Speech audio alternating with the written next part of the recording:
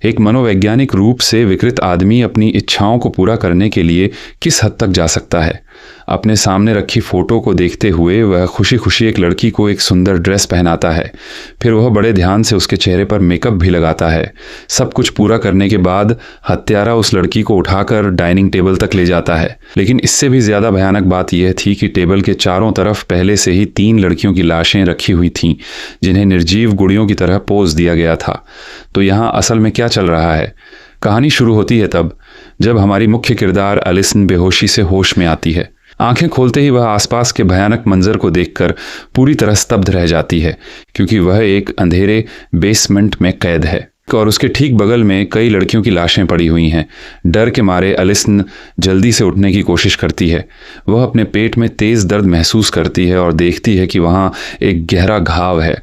साफ है कि बेहोश होने से पहले उस पर हमला किया गया था। शुक्र है कि वह किसी तरह जिंदा बच गई। उसके बगल वाली लड़कियों के विपरीत वह अभी तक एक ठंडी बेजान लाश नहीं बनी है। एलिसन दर्द से तड़पते हुए अपना फ़ोन निकालती है और पुलिस को फ़ोन करने की तैयारी करती है, लेकिन यहाँ नीचे बिल्कुल भी सिग्नल नहीं है।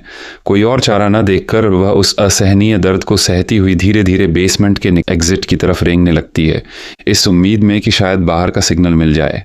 लेकिन जैसे ही वह कोशिश करने वाली होती है, लो बैटरी की वजह से उसका फ़ोन अचानक बंद हो जाता है। इससे पहले कि एलिसन कुछ समझ पाती, उसे पास में ही एक दरवाज़ा खुलने की आवाज़ सुनाई देती है। आवाज़ सुनते ही वह 1 सेकंड भी बर्बाद नहीं करती। वह तेज़ी से वापस उसी जगह पर रेंग जाती है जहां वह होश में आई थी और फिर से एक लाश होने का नाटक करने लगती है। पीट नाम का एक भारी भरकम मोटा ताज़ा आदमी धीरे धीरे बेसमेंट में दाखिल होता है। सौभाग्य से उसका ध्यान किसी भी अजीब चीज़ पर नहीं जाता। पीट टेबल के पास जाता है और अपना मास्क उतारता है। फिर वह एक सुई और धागा निकालता है और मास्क में आए एक कट को सीने लगता है। उस मास्क पर लगे बालों के गुच्छों को देखकर साफ पता चल रहा है कि वह मास्क इंसानी त्वचा, ह्यूमन स्किन से बनाया गया था। कुछ ही देर बाद वह अचानक एलिसन के पास आता है। वह सहजता से एक लड़की की लाश को उठाता है और उसे ऊपर सीढ़ियों की तरफ ले जाता है। एलिसन को नहीं पता कि वह क्या करने वाला है, लेकिन एक बात बिल्कुल तय है, यह आदमी एक बेहद क्रूर और बेरहम राक्षस है। जैसे ही लाइटें बंद होती हैं, एलिसन आखिरकार अपनी आंखें खोलती है। वह सावधानी से टेबल के पास जाती है और उस सुई धागे से अपने घाव को सीने का फैसला करती है। सबसे पहले एलिसन एक माचिस की तीली से उस लंबी सुई को सैनिटाइज करती है। फिर वह धीरे धीरे अपने पेट के घाव को टाँके लगाना शुरू करती है। एक एक दर्दनाक टाँके के साथ वह उस असहनीय दर्द को बर्दाश्त करती है और एक छोटी सी आवाज़ भी बाहर नहीं निकलने देती। जैसे ही एलिसन टांके पूरे करके थोड़ा आराम करने की सोचती है, उसे पास से ही किसी के रोने और मदद मांगने की हल्की आवाज़ सुनाई देती है। वह तेज़ी से मुड़कर देखती है तो पता चलता है कि उन लाशों में से एक लड़की असल में होश में आ गई है। पता चलता है कि वह लड़की भी एलिसन की तरह सिर्फ बेहोश हुई थी। उससे बात करने पर एलिसन को पता चलता है कि उस लड़की का नाम एमिली है। एमिली बताती है कि जब वह घर लौट रही थी तो अचानक एक अजनबी ने उस पर हमला कर दिया था और जब उसकी आंख खुली तो उसने खुद को यहाँ कैद पाया। एलिसन एमिली को समझाती है कि वे दोनों एक बेसमेंट में बंद हैं और ऊपर एक बेरहम कातिल रहता है। हालांकि उन्हें नहीं पता कि वह वास्तव में क्या चाहता है, लेकिन जब भी वह नीचे आए उन्हें बिल्कुल भी आवाज़ नहीं करनी है, वरना उनका अंजाम बहुत भयानक होगा। एमिली के पेट पर घाव देखकर एलिसन फिर से टेबल की तरफ जाती है ताकि सुई धागे से उसका खून बहना रोक सके। लेकिन जब एलिसन मुड़ती है तो वह देखती है कि एमिली अपने घावों के दर्द के कारण फिर से बेहोश हो चुकी है। तभी सीढ़ियों के पास की लाइट अचानक जल उठती है। एलिसन समझ जाती है कि कातिल दूसरी लाश चुनने के लिए वापस आ गया है, लेकिन उसने टेबल पर फैला सामान अभी तक साफ नहीं किया है। घबराकर वह तेजी से आगे बढ़ती है क्योंकि पीठ के कदमों की आवाज़ करीब आती जा रही है। एलिसन के पास फर्श पर गिरे गोंद ग्लू को उठाने का भी समय नहीं बचता। वह बस जल्दी से लाइट बंद करती है और अपनी पुरानी जगह पर जाकर लेट जाती है।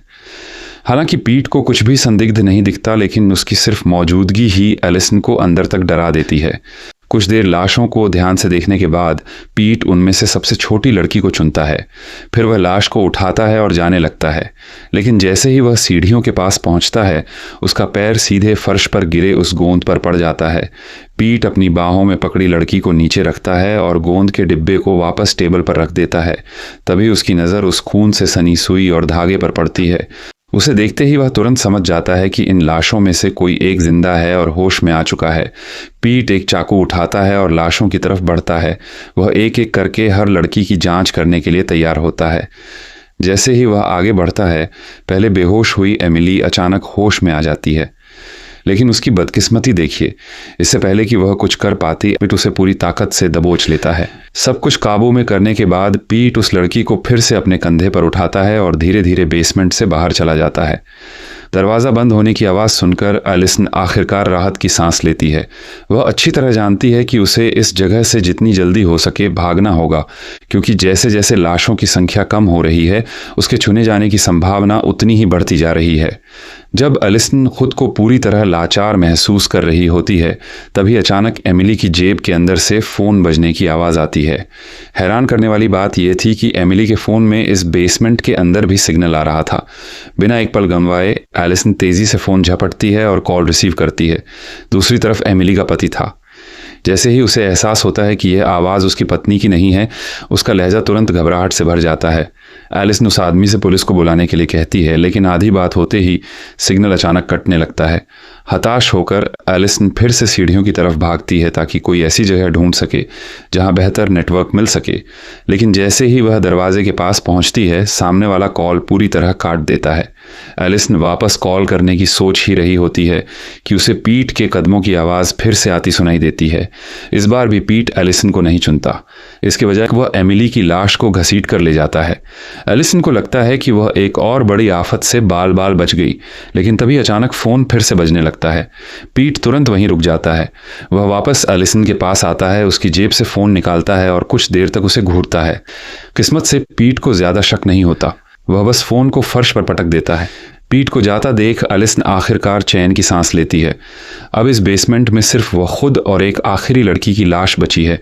अगर पीट के दोबारा वापस आने से पहले वह यहाँ से नहीं भागी, तो अंजाम की कल्पना भी नहीं की जा सकती। एलिसन अपने बगल में पड़ी लड़की की तलाशी लेती है, इस उम्मीद में कि शायद कोई फ़ोन या काम की चीज़ मिल जाए, लेकिन उसे कुछ नहीं मिलता। इसके बाद एलिसन टेबल के पास बैठ जाती है और ख़ुद को शांत करते हुए भागने का रास्ता सोचने लगती है। तभी उसे एहसास होता है कि सोचते सोचते वह अनजाने में सो गई थी। अब एक भी सेकंड बर्बाद न करते हुए वह तेज़ी से टेबल से एक नुकीला औजार उठाती है। फिर वह खिड़की की तरफ दौड़ती है और उस पर लगे लकड़ी के बोर्डों को उखाड़ने की कोशिश करती है। वह देखना चाहती है कि क्या वहाँ से भागने का कोई रास्ता है, लेकिन एलिसन को जल्द ही पता चलता है कि उन लकड़ी के बोर्डों के पीछे लोहे की मजबूत सलाखों की एक और मोटी परत है। भले ही वह यहाँ से बाहर की दुनिया को देख सकती थी, लेकिन वह मदद के लिए चिल्लाने की हिम्मत नहीं कर पाती, क्योंकि उसे डर था कि ऊपर मौजूद पीट को पता चल जाएगा। जब एलिसन खिड़की से ऊपर पीट को गुजरते हुए देखती है, तो डर की एक ठंडी लहर उसके पूरे शरीर में दौड़ जाती है। तभी एक बार फिर दरवाजे के पास कदमों की आवाज़ गूंजती है।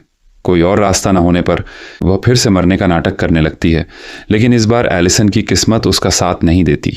पीट सीधा उसके पास आता है और उसे अपने कंधे पर उठा लेता है। एलिसन बिल्कुल भी विरोध करने या हिलने डुलने की हिम्मत नहीं करती। वह चुपचाप खुद को ले जाने देती है। ऊपर ले जाकर पीट एलिसन को एक सोफे पर लेटा देता है। पूरा कमरा बेहद साफ सुथरा और व्यवस्थित था। हवा में खून की एक बूंद का भी नामो निशान नहीं था, जिससे साफ था कि यह कोई लाशों के टुकड़े करने वाली जगह नहीं थी। फिर पीट बगल के कमरे में जाता है और धीरे धीरे एमिली की लाश को बाहर लाकर घर से बाहर ले जाता है। इस मौके का फ़ायदा उठाकर एलिसन दबे पांव बगल के कमरे में जाकर छानबीन करती है। तभी उसकी नज़र एक कांच के फ्रेम में रखी एक महिला की तस्वीर पर पड़ती है और एमिली के कपड़े और मेकअप ठीक उसी तस्वीर वाली महिला से बिल्कुल मैच कर रहे थे। एलिसन तुरंत सोच में पड़ जाती है, क्या इस कातिल का कोई बहुत ही अजीब और डरावना जुनून ऑब्सेशन है? तभी अचानक उसके पीछे से कदमों की आवाज़ आती है। वह तेज़ी से वापस सोफे की तरफ दौड़ती है और फिर से लाश बनने का नाटक करती है। कमरे में आते ही पीट एलिसन के कपड़े बदल देता है। तस्वीरों में दिख रही एक अन्य महिला के आधार पर वह उसे एक बेहद खूबसूरत ड्रेस पहनाता है। वह बड़े ध्यान से उसके चेहरे पर ट्रेंडी मेकअप भी लगाता है। सब कुछ पूरा करने के बाद पीट एलिसन को उठाकर पास के डाइनिंग रूम में ले जाता है। वहाँ पहले वाली बाकी लाशों को भी अलग अलग कपड़ों में सजाकर रखा गया था। वे सब डाइनिंग टेबल के चारों तरफ ऐसे बैठी थीं जैसे किसी अजीब और डरावनी डिनर पार्टी का हिस्सा हों। इसके बाद पीट एक धीमा सा बैकग्राउंड म्यूजिक बजा देता है। साथ ही वह पास में एक स्लाइड शो चालू करता है। उसमें 3 लोगों के परिवार की कुछ तस्वीरें थीं, लेकिन बीच में मौजूद छोटे लड़के का चेहरा पूरी तरह से खुरच कर मिटा दिया गया था। उसके हुलिये से साफ लग रहा था कि वह लड़का बचपन का पीट ही था। कुछ देर बाद पीट एक बड़े गिलास में ऑरेंज जूस लेकर आता है और उसे डाइनिंग टेबल पर रख देता है।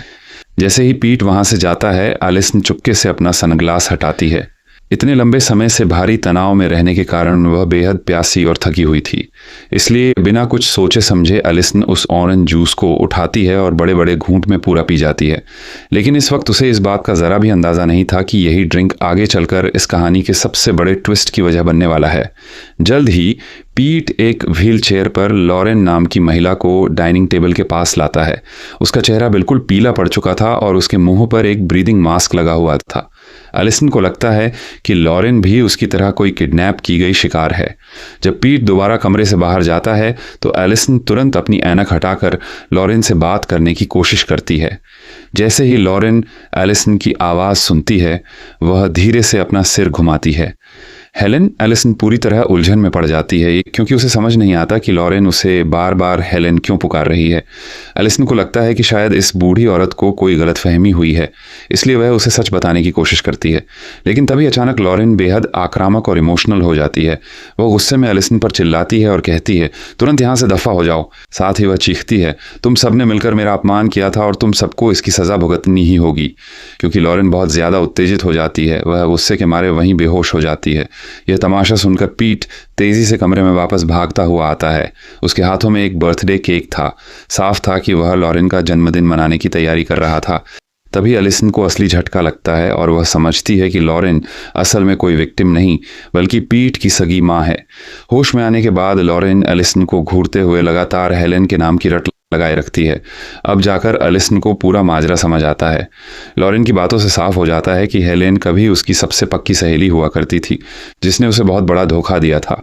हेलेन ने न सिर्फ लॉरेन के पति के साथ अफेयर किया, बल्कि 3 और लोगों के साथ मिलकर लॉरेन की पूरी जिंदगी तबाह कर दी थी। जैसे ही लॉरेन बीते दिनों की नफरत को बयां कर रही होती है, पीट की नज़र अचानक उस जूस के गिलास पर लगे लिपस्टिक के निशान पर पड़ती है। वह समझ जाता है कि ये लड़की नाटक कर रही थी। एलिसन तुरंत डाइनिंग टेबल से एक छुरी उठाती है और पीट पर तान देती है, पास मत आना, मुझे जाने दो वरना मैं इसे जान से मार दूंगी।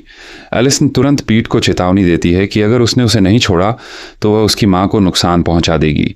इस बीच लॉरेन अभी भी अपने उसी पागलपन में बड़बड़ा रही थी। तुम सबने मुझसे झूठ बोला, तुम सबने मुझे धोखा दिया।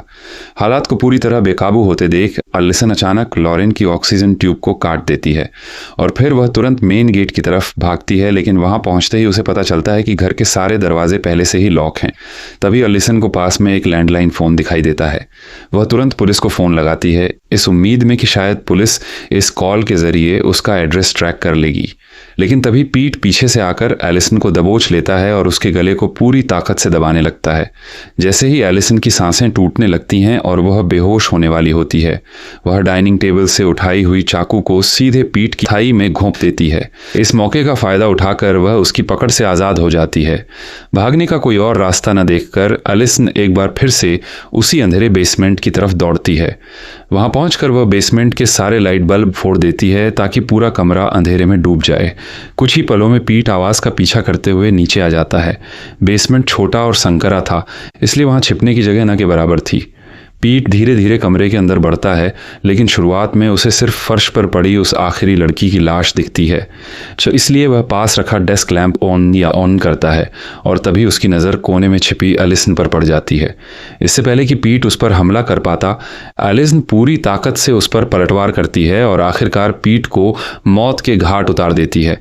एलिसन जल्दी से पीट की लाश की तलाशी लेती है और उसकी जेब से चाबियां निकाल लेती है। आखिरकार वह उस दरवाजे का ताला खोल देती है जो उसे आज़ादी की तरफ ले जाने वाला था। जैसे ही बाहर की सुबह की धूप एलिसन के चेहरे पर पड़ती है, इस भयानक दुस्वप्न नाइटमेयर से जिंदा बच निकलने की खुशी में उसकी आंखों से आंसू छलक पड़ते हैं, लेकिन जिसकी उसने सपने में भी उम्मीद नहीं की थी। जैसे ही वह पीट के घर के आंगन से बाहर कदम रखती है, उसके पेट में एक बहुत ही भयानक और तेज़ दर्द उठता है। उसके पैर पूरी तरह जवाब दे जाते हैं और वह सीधे ज़मीन पर गिर पड़ती है। असल में पीट ने उस ऑरेंज जूस में पहले ही एक बेहद घातक जहर मिला दिया था जिसे एलिसन ने प्यास के मारे पी लिया था। बरसों पहले लॉरेन ने भी अपने उन्हीं धोखेबाज दोस्तों से बदला लेने के लिए इसी जहर का इस्तेमाल किया था, लेकिन उनके मरने के बाद भी लॉरेन के अंदर की नफरत कभी शांत नहीं हुई। इसी मानसिक पागलपन और जुनून में अंधे होकर उसने अपने बेटे पीट को ऐसी ट्रेनिंग दी कि वह हर साल उसके जन्मदिन पर अकेली लड़कियों को किडनैप करके लाए और उसी पुरानी बदले की कहानी को दोबारा दोहराए ताकि उसकी मां के विकृत मन को तसल्ली मिल सके। लेकिन किस्मत का खेल देखिए, वह जहरीला ड्रिंक कातिल के लिए नहीं बल्कि एलिसन के लिए काल बन गया। कितनी बड़ी त्रासदी है कि उस खूंखार हत्यारे के चंगुल से इतनी बहादुरी से बच निकलने के बाद भी वह लड़की कातिल के मुख्य दरवाजे के ठीक बाहर सिर्फ उस एक ड्रिंक की वजह से दम तोड़ देती है। आखिरकार उसकी जान बचाने की सारी जद्दोजहद और कोशिशें एक क्रूर मजाक बनकर रह जाती हैं। लेकिन कम से कम एलिसन ने उस खूंखार पीट और उसकी मानसिक रूप से बीमार मां लॉरेन के इस खूनी खेल को हमेशा के लिए ख़त्म कर दिया। एक तरह से उसने उन सभी मासूम लड़कियों की मौत का बदला ले लिया जिन्होंने इससे पहले अपनी जान गंवाई थी। यह फिल्म दर्शकों को सर्वाइवल और लाश बनने के इस हताश करने वाले खेल में शुरू से अंत तक बांध कर रखती है। एलिसन बार बार मौत के मुंह से बचकर निकलती है और आखिर में अपनी आखिरी सांस तक लड़ती है, लेकिन ठीक जब लगता है कि वह जीत गई, सब कुछ एक जहरीली ड्रिंक की वजह से तबाह हो जाता है।